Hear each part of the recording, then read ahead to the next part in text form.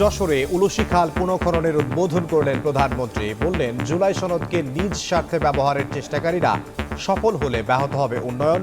মানুষের ভাগ্য নিয়ে ছিনিমিনি খেললে 5 অগাস্টের মতো পরিণতির হুঁশিয়ারি। যারা জুলাই সনদের অর্থ ভিন্নভাবে তাদের নিজেদের রাজনৈতিক স্বার্থ হাসিলের জন্য উপস্থাপন করতে চায়, এরা বিশৃঙ্খলা সৃষ্টি করতে চায়। এই বিশৃঙ্খলা যদি সৃষ্টি করতে পারে তাহলে জনগণের যে কর্মসূচি, সকল কর্মসূচি ব্যাঘাত হবে। বাংলাদেশের মানুষের ভাগ্য নিয়ে কেউ যদি ছিনিমিনি খেলতে চায়, ইনশাল্লাহ 5 তারিখে যেভাবে বাংলাদেশের মানুষ জবাব দিয়েছে, ভবিষ্যতে বাংলাদেশের মানুষ ইনশাল্লাহ সেভাবেই জবাব দেবে। হাসপাতালের ভিত্তিপ্রস্তর স্থাপন করলেন তারেক রহমান। বিকেলে অংশ নেবেন বিএনপির জনসভায়। দেখছিলেন বিশেষ শিরোনাম। দুপুরের সময় সঙ্গে আছি আমি ইমদাদুল হক। এবার অন্যান্য শীর্ষ সংবাদ। আগামী সপ্তাহ থেকে কমে আসবে লোডশেডিং। 5 বছরে 10,000 মেগাওয়াট সৌর বিদ্যুৎ উৎপাদন করতে চায় সরকার, জানালেন মন্ত্রী। জ্বালানি তেলের আমদানি খরচ বেড়েছে $2 বিলিয়ন। করোনার চেয়েও 6 থেকে 8 গুণ বেশি ছড়াচ্ছে হাম, বলছেন চিকিৎসক। টিকাদানে মৃত্যু কমলেও নিয়ন্ত্রণে আসছে না সংক্রমণ। শিশুর অপুষ্টি ও মায়ের শারীরিক দুর্বলতায় জটিলতা। যাত্রী সেজে কাস্টমস কর্মকর্তা, বুলেটের প্রাণ কেড়ে নেয় 5 ছিনতাইকারী। চলন্ত অটোরিকশা থেকে ফেলে দেয়ায় আঘাতের মৃত্যু, জানালো র্যাব। জড়িতরা কুমিল্লার বাসিন্দা। যুক্তরাষ্ট্রে বাংলাদেশের শিক্ষার্থী বৃষ্টির খোঁজে তল্লাশির মধ্যে দেহাবশেষ উদ্ধার। শনাক্তের চেষ্টা, জামিলকে ধারালো অস্ত্রে হত্যা, মৃত্যুদণ্ড হতে পারে হিসাবের। এবং 9 বছরেও আলোর মুখ দেখেনি কেরানীগঞ্জের ঝিলমিল প্রকল্প। অনিশ্চয়তায় মধ্যবিত্তের 14,000 ফ্ল্যাট তৈরির স্বপ্ন। নতুন নকশা তৈরির ভাবনায় রাজু।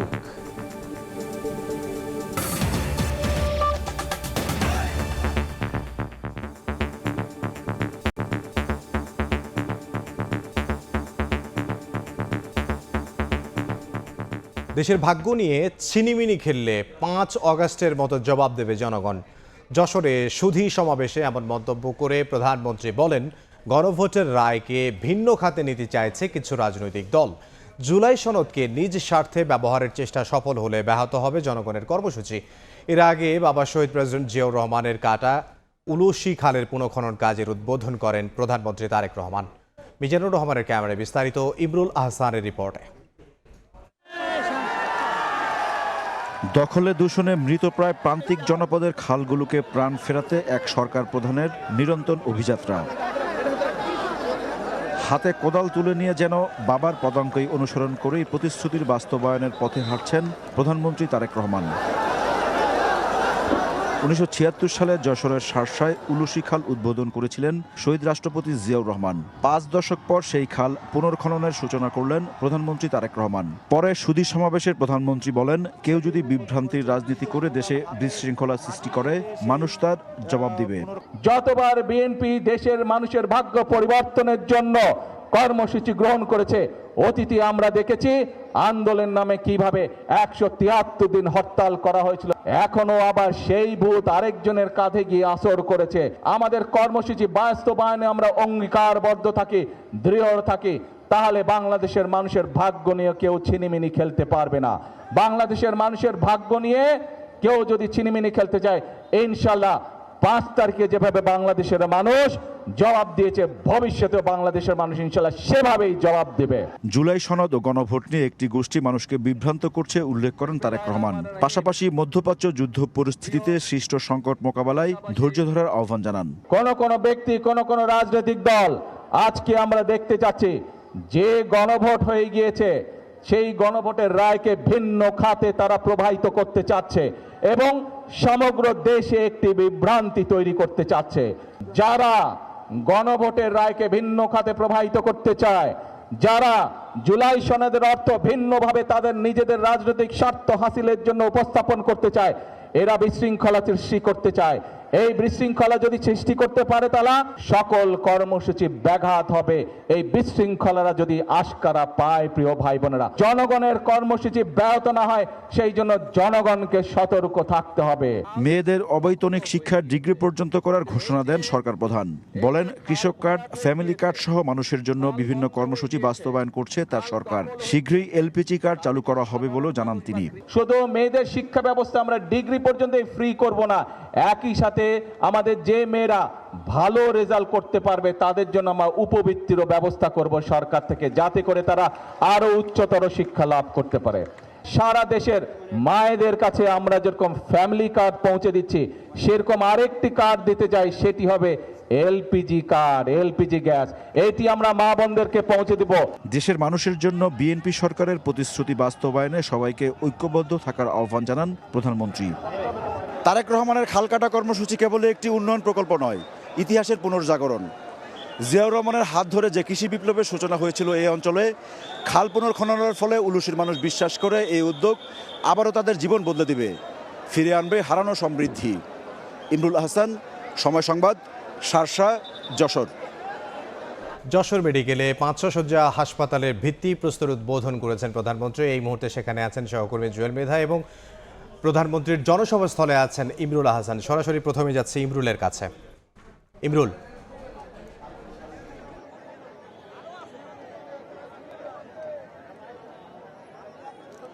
প্রধানমন্ত্রী তারেক রহমান ইতিমধ্যেই যশোরের যে নির্মাণাধীন 500 শয্যার হাসপাতাল সেটির আনুষ্ঠানিক উদ্বোধন করেছেন। কিছুক্ষণ আগেই উনি সেটি উদ্বোধন করলেন। সেখানে স্বাস্থ্যমন্ত্রী সহ যারা এই তার সফরসঙ্গী রয়েছেন, ঢাকা থেকে এসেছেন অন্যান্য মন্ত্রীরা, তারাও উপস্থিত হয়েছেন।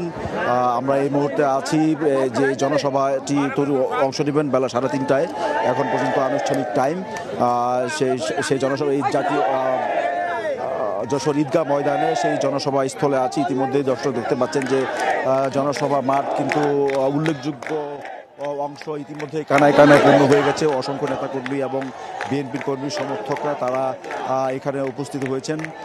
নির্বাচনী প্রচারণায় তারেক রহমান বিএনপির তৎকালীন চেয়ারম্যান উনি যশোরে একটি জনসভা করেছিলেন, সেটি যশোরের উপশহরে।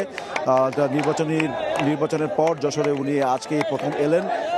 খালকাটা কর্মসূচির উদ্বোধন শেষে উনি আরও দুটি কর্মসূচিতে, একটি কর্মসূচি ইতিমধ্যে যেটি উল্লেখ করলাম শুরুতেই যে হাসপাতাল উদ্বোধন করেছেন, এরপরে এখানে পাবলিক লাইব্রেরি সেটি পরিদর্শন করবেন। তারপরে এখানে উনি আসবেন, যেহেতু নির্বাচনের পর এটি তার প্রথম জনসভা। তো এখানে যারা জনসাধারণ রয়েছেন এবং নেতাকর্মীরা রয়েছেন, তাদের যে প্রত্যাশা যে তারেক রহমান কী ধরনের বক্তব্য রাখেন, তারা আশা করছেন যে যশোরের উন্নয়নের জন্য প্রধানমন্ত্রী তারেক রহমান বিভিন্ন প্রতিশ্রুতি দেবেন।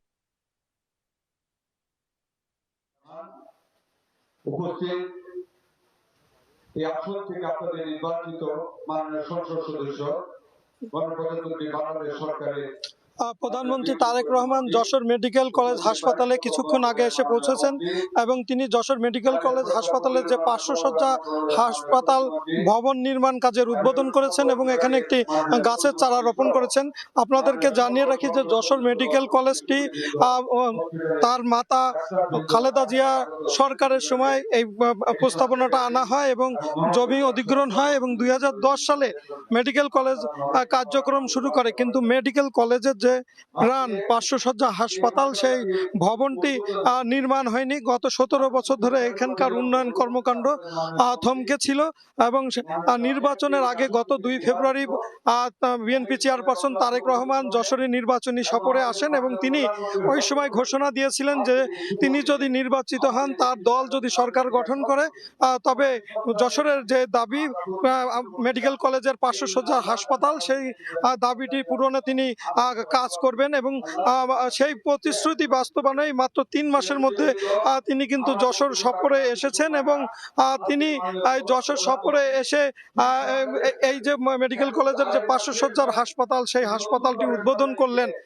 এবং এখন কিন্তু তার সাথে এখানে স্বাস্থ্যমন্ত্রী এসেছেন, বিদ্যুৎ প্রতিমন্ত্রী এসেছেন এবং বিএনপির ভাইস চেয়ারম্যান অধ্যাপক নার্গিস বেগম সহ বিএনপির শীর্ষ নেতৃবৃন্দ রয়েছেন, প্রতিমন্ত্রী অ্যানিও রয়েছেন এবং এই মুহূর্তে তারা সুধী সমাবেশের উদ্দেশ্যে বক্তব্য রাখছেন। কিছুক্ষণ পরে প্রধানমন্ত্রী তারেক রহমানও সুধীদের উদ্দেশ্যে বক্তব্য রাখবেন এবং এখানকার সুধীদের কাছ থেকে আরো যশোরের উন্নয়ন সম্পর্কে মতামত গ্রহণ করবে না বলে আমরা জেনেছি। এবং এখান থেকে প্রধানমন্ত্রী তারেক রহমান যশোরের পাবলিক লাইব্রেরির উদ্দেশ্যে রওনা হয়ে যাবেন এবং 175 বছর পুরাতন এই লাইব্রেরির পরিদর্শন শেষে জনসভায় যাবেন তিনি এবং জনসভায় তিনি বক্তব্য রাখবেন। এই ছিল যশোর থেকে আমার কাছে সর্বশেষ। আমরা সরাসরি ছিলাম যশোরে, সেখান থেকে জুয়েল মৃধা এবং ইমরুল হাসান আমাদেরকে জানাচ্ছিলেন প্রধানমন্ত্রী তারেক রহমানের যশোর সফর নিয়ে এবং বিভিন্ন উন্নয়ন কাজের উদ্বোধন সম্পর্কে। আগামী সপ্তাহ থেকে কমে আসবে লোডশেডিং, তবে জ্বালানি সংকটের স্থায়ী সমাধানে 5 বছরে 10,000 মেগাওয়াট সৌর বিদ্যুৎ উৎপাদন করতে চায় সরকার। সিপিডির আলোচনায় বিদ্যুৎ, জ্বালানি ও খনিজ সম্পদ মন্ত্রী আরও জানান, জ্বালানির আমদানি খরচ বেড়েছে $2 বিলিয়ন। এ সময় নবায়নযোগ্য জ্বালানির সরঞ্জামে কর ছাড়ের দাবি জানান খাত সংশ্লিষ্টরা। মধ্যপ্রাচ্য যুদ্ধের প্রভাবে ডিজেল এলপিজি সংকটে যখন শিল্পে ব্যাহত হচ্ছে উৎপাদন, তখন একই কারণে বন্ধের পথে দেশের তেলচালিত বিদ্যুৎ কেন্দ্রগুলো, যার প্রভাবে বেড়েছে লোডশেডিং। এমন বাস্তবতায় আলোচনায় এসেছে নবায়নযোগ্য জ্বালানির প্রয়োজনীয়তা। সিপিডি আয়োজিত সভায় সৌর বিদ্যুৎ সহ বিকল্প জ্বালানি খাত শক্তিশালী করতে কর ছাড় ও বিনিয়োগে সরকারি নীতি সহায়তার দাবি জানান অংশীজনরা। ব্যাটারি ব্যাপারে ইমিডিয়েট একটা অ্যাকশন দরকার, অন্তত 1% অথবা 0% আনা যায় কিনা। বাই 2030 মধ্যে 100% ইরিগেশনটাকে আমরা ডিজেল মুক্ত করতে পারবো, তাহলে আমরা ইম্পোর্ট করতে হবে না। আলোচনায় অংশ নিয়ে বিডা চেয়ারম্যান জানান, আগামী বাজেটে ব্যাটারির উৎপাদন ও আমদানি পর্যায়ে দেয়া হবে শুল্ক সুবিধা। সৌর বিদ্যুতে জমি সহায়তার ব্যাপারেও আশ্বস্ত করেন বিনিয়োগকারীদের। ব্যাটারি এনার্জি স্টোরেজ সিস্টেমের ব্যাপারে অনেকেই কথা বলেছেন। বেস নিয়ে অলরেডি এটা নিয়ে বেশ কয়েকবার অলরেডি আলোচনা হয়ে গেছে অ্যাকচুয়ালি সরকারের মধ্যে। আমার মনে হয় আপনারা আগামী বাজেটে একটা সিগনিফিকেন্ট চেঞ্জ দেখতে পাবেন বেসের ব্যাপারে। বাংলাদেশেও কিন্তু ব্যাটারি প্রোডাকশন হচ্ছে, তো আমরা চাই না যে যারা স্মল স্কেল ব্যাটারি যেগুলো, সেগুলোর জন্য কোনো ট্যাক্স ব্রেক দেওয়ার, আমি ইন্টারন্যাশনাল ট্রেডিংয়ের জন্য ট্যাক্স ব্রেক দেওয়ার কোনো লজিক নাই, বিকজ এটা আমাদের বাংলাদেশে আমরা প্রডিউস করতে পারি।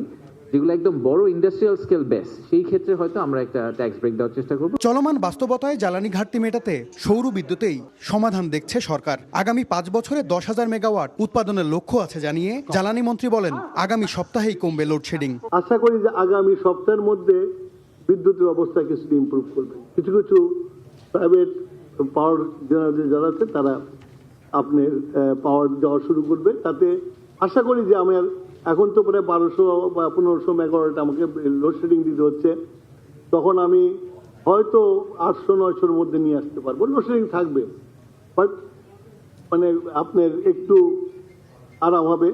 এরই মধ্যে জ্বালানি তেলের আমদানি খরচ $2 বিলিয়ন বেড়ে গেছে উল্লেখ করে মন্ত্রী জানান, বিদ্যুৎ খাতে সরকারের বকেয়া আছে 56,000 কোটি টাকা। সবাই হলো যে আমাদেরকে মানে MS আরেফিন, সময় সংবাদ, ঢাকা। এদিকে যশোর মেডিকেলে 500 শয্যা হাসপাতালের ভিত্তিপ্রস্তর উদ্বোধনের পর সুধী সমাবেশে বক্তব্য রাখছেন প্রধানমন্ত্রী তারেক রহমান। আমরা সরাসরি যেতে চাই যশোরে। ডাক্তার এখানে উপস্থিত আছেন, সম্মানী ব্যক্তিবর্গ যারা উপস্থিত আছেন, আপনাদের সকলেরই ধারণা আছে যে চিকিৎসা সারা বিশ্বে একটি যথেষ্ট ব্যয়বহুল বিষয়। সেজন্যই আমরা নির্বাচনের আগেই আলোচনা করে সিদ্ধান্ত নিয়েছি যে আমরা চিকিৎসা সুবিধা যেরকম দেশের মানুষের জন্য গড়ে তুলব, একই সাথে আমাদের আরেকটি পলিসি আমরা নিয়েছি যেটিকে আমরা বাস্তবায়নের চেষ্টা করব, সেটি হচ্ছে প্রিভেনশন। আমি যদি প্রথমেই দেশের মানুষকে অসুস্থ হওয়া থেকে দূরে রাখতে পারি, তাহলে যেটি হবে, যারা অসুস্থ হবেন সে মানুষগুলো যখন হাসপাতালে আসবে স্বাভাবিকভাবেই তারা এক বেটার চিকিৎসা পাবে, তাদের জন্য সকল ফ্যাসিলিটি বেটার দেওয়া সম্ভব হবে। এই যেই প্রক্রিয়াটির কথা বললাম প্রিভেনশন, এটি এখন ইউরোপে, আমরা জানি ইউরোপের অধিকাংশ দেশ, কয়েকটি দেশ ছাড়া অধিকাংশ দেশ ধনী দেশ, কিন্তু সেই দেশগুলো হিমশিম খাচ্ছে তাদের দেশের মানুষকে চিকিৎসা সুবিধা দেওয়ার জন্য, এবং সেজন্য তারা এই সিস্টেমটি এখন গড়ে তোলার চেষ্টা করছে। এবং হিসাব করে দেখা গিয়েছে অর্থনৈতিক ভাবেও যে আমরা যদি প্রিভেনশনের পিছনে আমরা রিসোর্স ব্যয় করি, অর্থ ব্যয় করি, তাহলে তুলনামূলকভাবে রাষ্ট্রের খরচ কম হয়। এখন প্রিভেনশন বিষয়টি কি, এটি সংক্ষেপে আমি আপনাদের সামনে তুলে ধরছি। প্রিভেনশনটি হচ্ছে, আমরা স্বাস্থ্য মন্ত্রণালয়ের মাধ্যমে সারা দেশে 1 লক্ষ স্বাস্থ্য কর্মী আমরা নিয়োগ করতে চাই। এই স্বাস্থ্য কর্মীদের শতকরা 80% নারী হবেন, স্বাস্থ্যকর্মীদের, তাদেরকে আমরা বেসিক কতগুলো হেলথ ট্রেনিং দিব, বেসিক কতগুলো হেলথ ট্রেনিং তাদেরকে দেওয়া হবে এবং তারা সারা বাংলাদেশে গ্রামে গঞ্জে শহরে সব জায়গায় ছড়িয়ে যাবেন। তাদেরকে এরিয়া ভাগ করে দেওয়া হবে।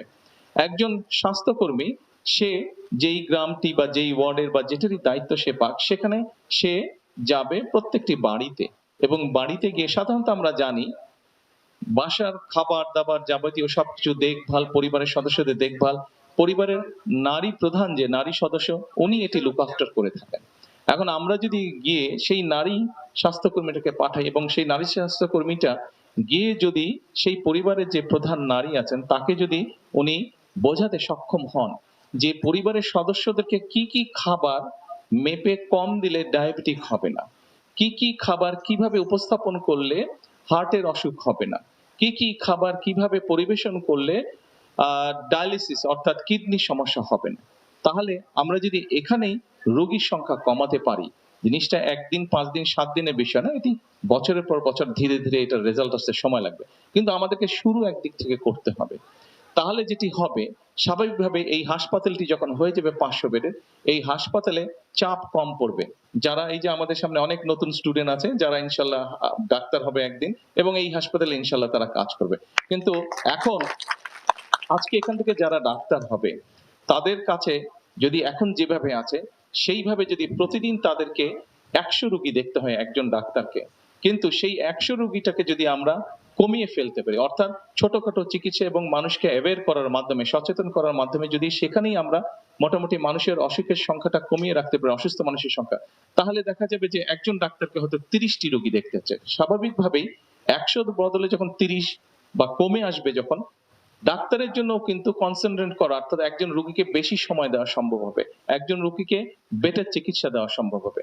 শুধু তাই নয়, আপনারা চিন্তা করে দেখুন এই হসপিটালটি যখন হবে স্বাভাবিকভাবে সরকারের পক্ষ থেকে 500 রোগীর ব্যান্ডেজ বলেন, ওষুধ বলেন বা অপারেশন থিয়েটারে যেসব বিষয় থাকে সেগুলো প্রোভাইড করা হবে। হয়তো দেখা যাবে রোগীর সংখ্যা আস্তে আস্তে বাড়ছে 700 800, কিন্তু সরকারেরও তো একটা ক্যাপাসিটি আছে। যেমন ধরেন আমরা যদি ঢাকা মেডিকেল কলেজের কথা ধরি, ঢাকা মেডিকেল কলেজে খুব সম্ভবত আমার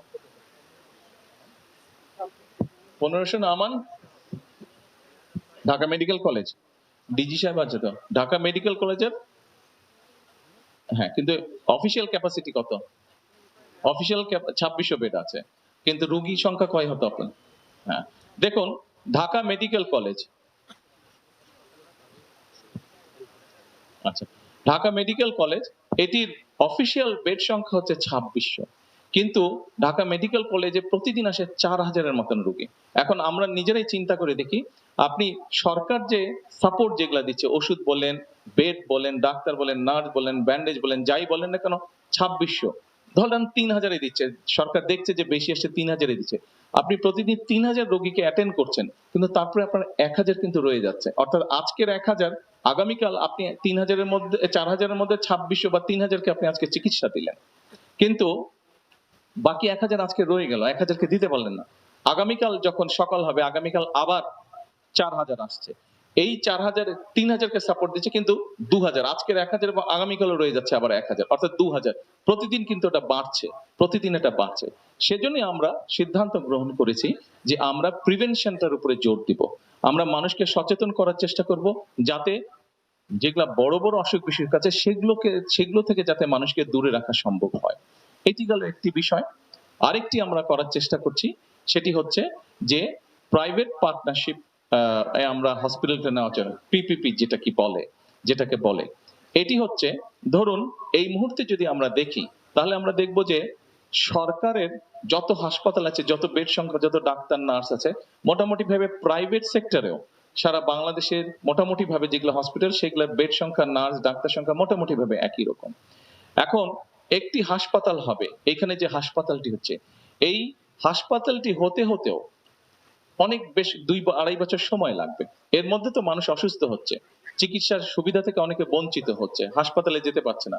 যশোরে বোধহয় আরেকটি 250 বেডের হাসপাতাল আছে, হ্যাঁ, ওটাও বিএনপি সময় করা, যাই হোক বিষয় সেটা না, কিন্তু ওখানেও কিন্তু রোগী জমা হচ্ছে। এখন পিপি যেটা করতে চাচ্ছি, যশোরে নিশ্চয়ই কিছু প্রাইভেট হসপিটাল আছে যাদের কতগুলো, যেমন ধরেন ক্যান্সার অথবা কার্ডিয়াক পেশেন্ট অথবা ডায়ালিসিস, এই ধরনের বিষয়গুলোকে ট্যাকেল করার মতন তাদের সিচুয়েশন হয়তো আছে, তাদের সেই ইনফ্রাস্ট্রাকচার আছে।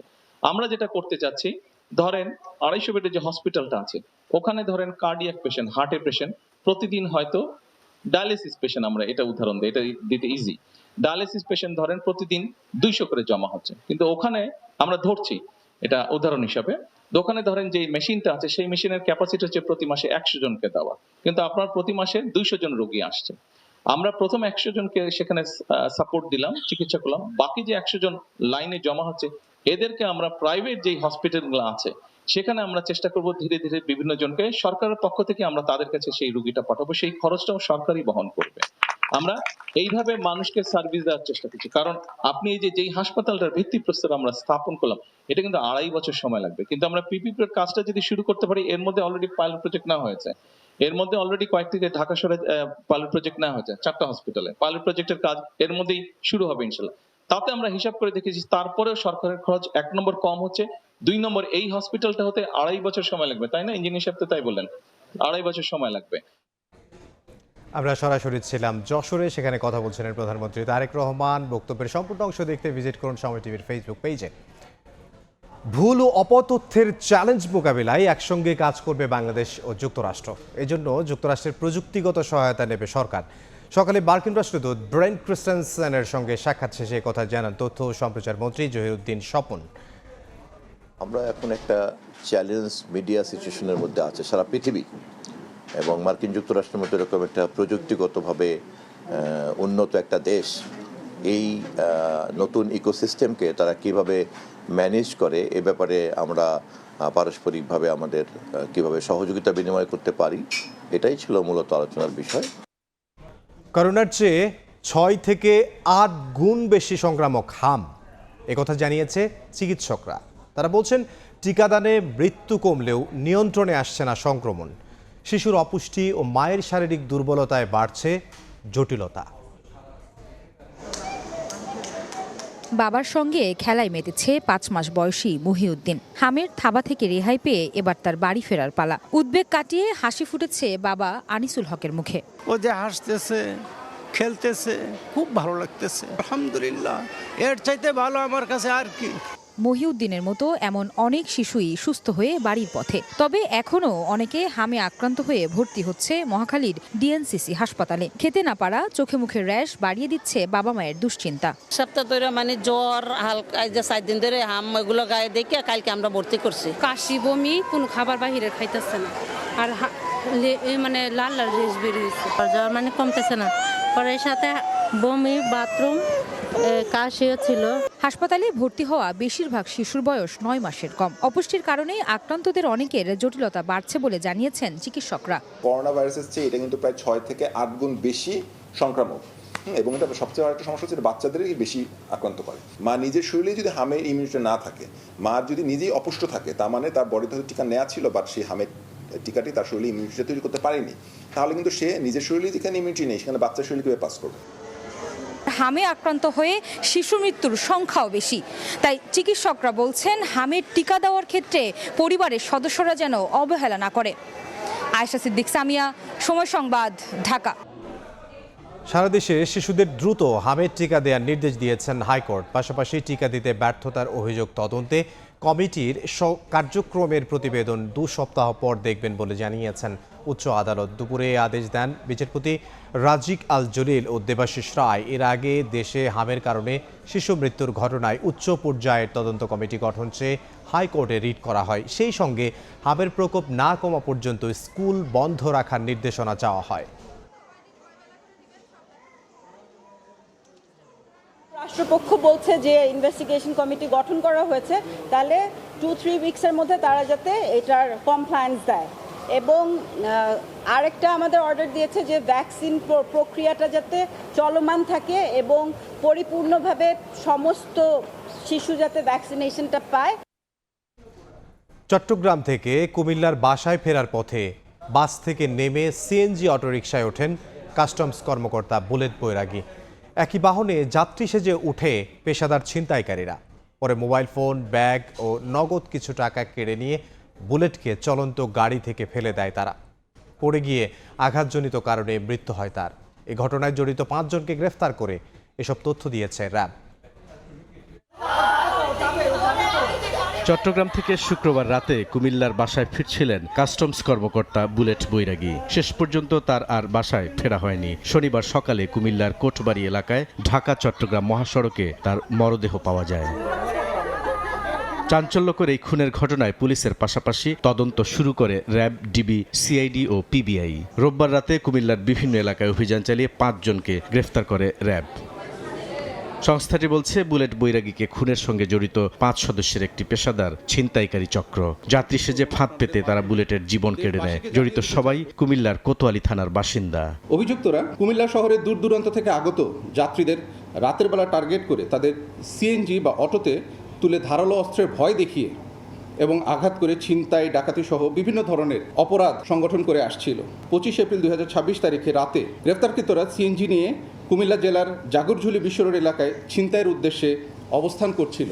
হত্যার সঙ্গে জড়িত চক্রের সদস্যরা বুলেট বৈরাগীর কাছ থেকে মোবাইল ফোন সেট, ব্যাগ ও কিছু টাকা ছিনিয়ে নিয়ে চলন্ত সিএনজি অটোরিকশা থেকে ধাক্কা দিয়ে রাস্তায় ফেলে দেয়। প্রচণ্ড আঘাতজনিত কারণে মারা যান তিনি। তার কাছ থেকে তার অর্থ, মোবাইল এবং জিনিসপত্র ছিনিয়ে নেওয়ার পর তাকে চলন্ত সিএনজি থেকে রাস্তার মধ্যে ছুঁড়ে ফেলে দেওয়া হয়। ওটা যেহেতু একটা বিশ্ব রোড, পাকা রোড, ওই রাস্তাতে যখন সে পড়ে যায় তার হাতের আঘাত, মাথার আঘাত, এই আঘাতগুলো সে প্রাপ্ত হয় এবং পরবর্তীতে সেখানে সে মৃত্যুবরণ করে। বুলেট বৈরাগী গোপালগঞ্জের টুঙ্গিপাড়া উপজেলার ডুমুরিয়া গ্রামের বাসিন্দা ছিলেন। তিনি 41তম বিসিএস নন ক্যাডার পদে কাস্টমস বিভাগে যোগ দেন। সহকারী রাজস্ব কর্মকর্তা হিসেবে কুমিল্লার বিবির বাজার স্থলবন্দরে কর্মরত ছিলেন বুলেট বৈরাগী। বুলবুল রেজা, সময় সংবাদ, ঢাকা। 2 দিনের মাথায় আবারও খুন চট্টগ্রামের রাজপথে। এবার দুর্বৃত্তের ছোড়া গুলিতে মারা গেছেন এক যুবদল কর্মী। তার শরীরে 3টি গুলি লেগেছে। ঘটনা তদন্ত করে সুষ্ঠু বিচার দাবি করেন স্বজনরা। এই ঘটনায় 5 জনকে আটক করেছে পুলিশ। রাজনৈতিক সহিংসতায় কমছে না মৃত্যুর মিছিল। চট্টগ্রামে আবারও রাতের আঁধারে খুন হলেন যুবদলের এক কর্মী। রোববার রাতে রাউজানের কদলপুরে যুবদল কর্মী নাসিরকে লক্ষ্য করে এলোপাতাড়ি গুলি ছুড়ে 8 থেকে 10 জনের সংঘবদ্ধ দল তাকে উদ্ধার করে প্রথমে স্থানীয় হাসপাতালে, পরে উন্নত চিকিৎসার জন্য নেওয়া হয় চট্টগ্রাম মেডিকেলে। সেখানে চিকিৎসাধীন অবস্থায় তার মৃত্যু হয়। পূর্বশত্রুতার জেরে এই হত্যাকাণ্ড বলছে স্বজনরা। দীর্ঘদিন বিদেশ ছিল, বিদেশের থেকে আসার পরে ওনাকে একবার হামলা করছে বাড়িতে। এখন হামলা করার পরে এখন উনি বাড়িতে ছিল। আলম পূর্বে মনাক্কার ছেলে ডাকাত মামুন আজিজ বস একের মাহমুদ হাচ্চের পা বাঁচাই বলা আজগর বলা আমাদের এখানে জাহাঙ্গীর বলা ওনারা লড়াই সবাই মারছে। এই ঘটনায় এখন পর্যন্ত 5 জনকে আটক করার পাশাপাশি তদন্ত চলছে বলে জানিয়েছে পুলিশ। তারা প্রাথমিকভাবে আমাদের কাছে মনে হচ্ছে তারা ঘটনার সাথে জড়িত আছে এবং তাদেরকে জিজ্ঞাসাবাদ করব। জিজ্ঞাসাবাদ করে এর সাথে আরও যারা জড়িত এবং ঘটনার মোটিভ কি আমরা সবকিছু উদ্ঘাটন করব। এর আগে গেল 25 এপ্রিল এক বিএনপি সমর্থককে গুলি করে হত্যা করা হয়। এছাড়া আধিপত্য বিস্তারে রাউজানে গত 21 মাসে 22টি রাজনৈতিক হত্যাকাণ্ড ঘটেছে। শফিকুল আলম, সময় সংবাদ, চট্টগ্রাম। যুক্তরাষ্ট্রে নিহত বাংলাদেশি শিক্ষার্থী জামিল লিমনকে ধারালো অস্ত্রের আঘাতে হত্যা করা হয়েছে বলে চাঞ্চল্যকর তথ্য বেরিয়ে এসেছে। আদালতে দাখিল করা নথিতে এ তথ্য উল্লেখ করা হয়েছে।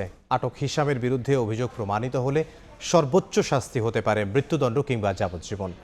যুক্তরাষ্ট্র থেকে লস্কর আল মামুনের রিপোর্ট। ভয়াবহ নৃশংসতায় নিভে গেল 2টি জীবন প্রদীপ, যাদের প্রাণহীন দেহের কিছু অংশ পেতে প্রতীক্ষার নির্ঘুম প্রহর গুনছেন স্বজনরা। গেল শুক্রবার হাওয়ার্ড ফ্র্যাঙ্কল্যান্ড ব্রিজের নিচে জামিল লিমনের দেহাবশেষ উদ্ধার হলেও হদিস মেলেনি নাহিদা সুলতানা ব্রিজটির। ফ্লোরিডা অঙ্গরাজ্যের আইনে এই পৈশাচিক অপরাধের শাস্তি হতে পারে বিষাক্ত ইঞ্জেকশনে মৃত্যুদণ্ড অথবা আমৃত্যু কারাবাস। শনিবার ট্যাম্পার আদালতের নথিতে অভিযুক্ত হাশিমের পক্ষে কোনো আইনজীবীর নাম উল্লেখ ছিল না। এ ঘটনায় 28 এপ্রিল শুনানি হওয়ার কথা রয়েছে। জামিল ও বৃষ্টির হত্যাকারীর সর্বোচ্চ সাজা নিশ্চিত সহ তাদের মরদেহ পেতে ওয়াশিংটন ডিসির বাংলাদেশ দূতাবাস এবং মায়ামিতে বাংলাদেশ কনসুলেট জেনারেল সংশ্লিষ্ট মার্কিন কর্তৃপক্ষের সঙ্গে সার্বক্ষণিক যোগাযোগ রাখছে। কেনই বা এ হত্যাকাণ্ড, কী বা তার কারণ, আর কিভাবে তা ঘটল তা জানতে ব্যাকুল সবাই। তবে এ বিষয়ে এখন পর্যন্ত স্পষ্ট করে কিছু বলেনি তদন্তকারী দল। মামলার পরবর্তী শুনানির দিকে তাকিয়ে রয়েছে প্রবাসী বাংলাদেশিদের পাশাপাশি মার্কিনিরা এবং পুরো বাংলাদেশ। লস্কর আল মামুন, সময় সংবাদ, যুক্তরাষ্ট্র। এদিকে ফ্লোরিডায় বাংলাদেশি শিক্ষার্থী নাহিদা সুলতানা বৃষ্টির মরদেহের খোঁজে তল্লাশির মধ্যে দেহাবশেষ উদ্ধার করেছে পুলিশ। এটি বৃষ্টির কিনা তা শনাক্তের চেষ্টা চলছে। স্থানীয় সময় রোববার জলাশয় থেকে মরদেহের অংশ উদ্ধার করা হয়েছে বলে জানিয়েছে হিলসবরো কাউন্টি শেরিফ অফিস। বিষয়টি নিয়ে তদন্ত করছে পিনেলাস কাউন্টি মেডিকেল এক্সামিনারের কার্যালয়। এর আগে চলতি সপ্তাহে একই এলাকা থেকে নিখোঁজ হওয়া ইউএসএফ এর বাংলাদেশি ছাত্র জামিল লিমনের মরদেহ উদ্ধার করা হয়েছিল।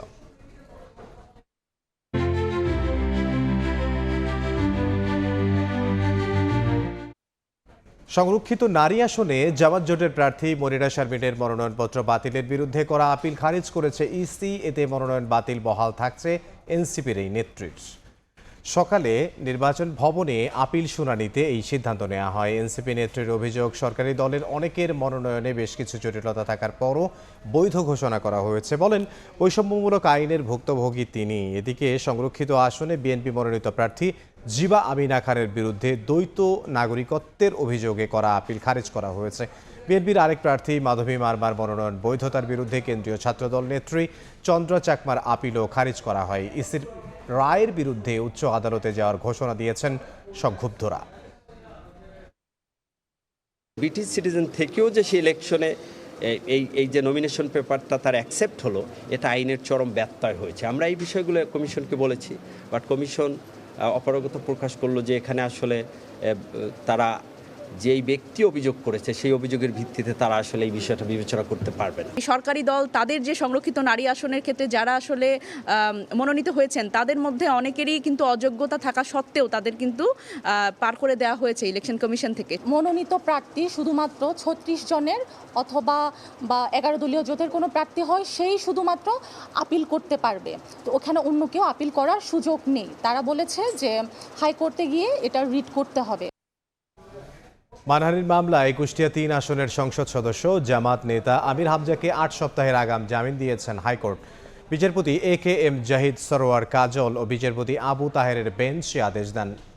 জামিন শুনানিতে সম্মানিত ব্যক্তিদের নিয়ে বক্তব্য প্রদানে আমির হামজাকে সতর্ক থাকতে বলেন বিচারক। গেল 21 এপ্রিল তার বিরুদ্ধে বিদ্যুৎ, জ্বালানি ও খনিজ সম্পদ মন্ত্রী ইকবাল হাসান মাহমুদ টুকুকে নিয়ে মানহানিকর মন্তব্যের মামলায় গ্রেফতারি পরোয়ানা জারি করেন আদালত।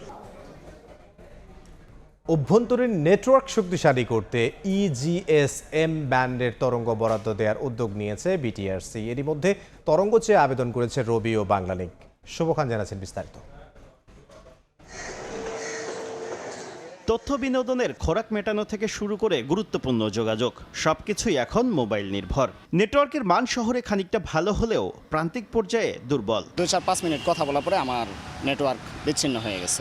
নেটওয়ার্ক ঠিক মতো তো পাই না, রুমে গেলে পাই না, কথা বলতে হলে বাইরে যেতে হয়। এ অবস্থায় নেটওয়ার্ক ব্যবস্থা শক্তিশালী করার উদ্যোগ নিয়েছে বিটিআরসি। গ্রামীণ ফোনকে 700 মেগাহার্টজ ব্যান্ডে তরঙ্গ বরাদ্দ দেওয়ার ধারাবাহিকতায় এবার EGSM ব্যান্ডে তরঙ্গ চেয়ে আবেদন করেছে রবি ও বাংলালিংক। নথিপত্রে দেখা যায় বর্তমানে বিটিআরসির কাছে বরাদ্দযোগ্য 8.4 মেগাহার্টজ EGSM তরঙ্গ রয়েছে। এর মধ্যে 3.4 মেগাহার্টজ করে 6.8 মেগাহার্টজ তরঙ্গ চেয়েছে রবি ও বাংলালিংক। তবে তার আগে পার্শ্ববর্তী দেশের ব্যবহৃত 850 মেগাহার্টজ ব্যান্ড এবং EGSM তরঙ্গের বাধা কতটুকু তা জানতে চায় অপারেটর দুটি। এরই প্রেক্ষিতে পরীক্ষামূলক 1 মাসের জন্য তরঙ্গ বরাদ্দ দিয়েছে নিয়ন্ত্রক সংস্থা। অনেক সময় ডেটা নেটওয়ার্ক কাস্টমাররা ঘরে বসে ঠিক মতন ডেটা নেটওয়ার্কটা পান না। আমরা এই জায়গাটা অনেকটা অ্যাড্রেস করতে পারবো। 900 EGSM-এ আমরা আমরা রেডি আছি, কারণ আমাদের ইকুইপমেন্ট আছে। সীমান্ত ও প্রত্যন্ত অঞ্চলে ইজিএসএম ব্যান্ডের কার্যকারিতা সংক্রান্ত প্রতিবেদন দেবে অপারেটর দুটি। বিটিআরসিটা কনসিডার করেছে এটা আমাদের বরাদ্দ করার জন্য, টেস্ট করার জন্য। আমরা এরপরে আমরা ডিসাইড নিব কোন স্পেকট্রাম, কেমন করে আমরা এই স্পেকট্রামটা কিনতে পারি। বর্তমানে দেশে মোবাইলে ভয়েস কল ও ইন্টারনেট সেবা দিচ্ছে 4 অপারেটর। শুভ খান, সময় সংবাদ, ঢাকা। দেশের বাইরের খবর, হরমুজ প্রণালী খুলে দেয়া সহ যুদ্ধ অবসানে যুক্তরাষ্ট্রকে নতুন প্রস্তাব দিয়েছে ইরান। মার্কিন কর্মকর্তা ও সংশ্লিষ্ট সূত্রদের বরাতে এই দাবি করেছে সংবাদ মাধ্যম অ্যাক্সিওস। চলমান উত্তেজনার মধ্যে আলোচনায় অগ্রগতির ইঙ্গিত দিয়েছেন ইরানের পররাষ্ট্রমন্ত্রী। এদিকে তেহরান চাইলে এই আলোচনা হতে পারে বলে আবারও জানিয়েছেন মার্কিন প্রেসিডেন্ট ডোনাল্ড ট্রাম্প। মধ্যপ্রাচ্যে উত্তেজনার মধ্যেই বাড়ছে কূটনৈতিক তৎপরতা। পাল্টাপাল্টি শর্ত আরোপের মধ্যে যুদ্ধ অবসান ও গুরুত্বপূর্ণ হরমুজ প্রণালী খুলে দেওয়ার বিষয়ে নতুন করে প্রস্তাব দিয়েছে ইরান। এক মার্কিন কর্মকর্তা ও সংশ্লিষ্ট 2 সূত্রের বরাতে এই দাবি করেছে সংবাদ মাধ্যম এক্সিওস, যেখানে পরমাণু ইস্যুতে আলোচনা পরবর্তী ধাপে নেয়ার কথা বলা হয়েছে। সংবাদ মাধ্যমটি আরও জানায়, পাকিস্তানের মধ্যস্থতায় এই প্রস্তাব ওয়াশিংটনের কাছে পৌঁছানো হয়েছে। যদিও ইরানের গণমাধ্যম দাবি করেছে, আলোচনায় ফেরার জন্য একটি 3 ধাপের কাঠামো প্রস্তাব করেছে তেহরান। যুক্তরাষ্ট্র এই প্রস্তাবে সম্মত হলে আলোচনা পুনরায় শুরু হতে পারে। প্রথম ধাপে ইরান ও লেবাননের বিরুদ্ধে চলমান যুদ্ধ বন্ধ, দ্বিতীয় ধাপে হরমুজ প্রণালীর ব্যবস্থাপনা ও নিয়ন্ত্রণ এবং সবশেষ ধাপে পরমাণু ইস্যুতে আলোচনার কথা জানিয়েছে গণমাধ্যমটি। তবে এ বিষয়ে এখনও কোনো মন্তব্য করেনি ওয়াশিংটন। এমন পরিস্থিতিতে রাশিয়া সফরে গেছেন ইরানের পররাষ্ট্রমন্ত্রী আব্বাস আরাকচি। সেন্ট পিটার্সবার্গে দেয়া এক বক্তব্যে আলোচনায় অগ্রগতির ইঙ্গিত দিয়েছেন তিনি। আলোচনা প্রক্রিয়ায় কিছু অগ্রগতি হয়েছে উল্লেখ করে যুক্তরাষ্ট্রের অতিরিক্ত দাবির কারণে আগের দফার সংলাপ প্রত্যাশিত লক্ষ্য অর্জন করতে পারেনি বলেও দাবি করেন আরাকচি। চলমান আলোচনায় পাকিস্তান গুরুত্বপূর্ণ মধ্যস্থতাকারীর ভূমিকা পালন করছে।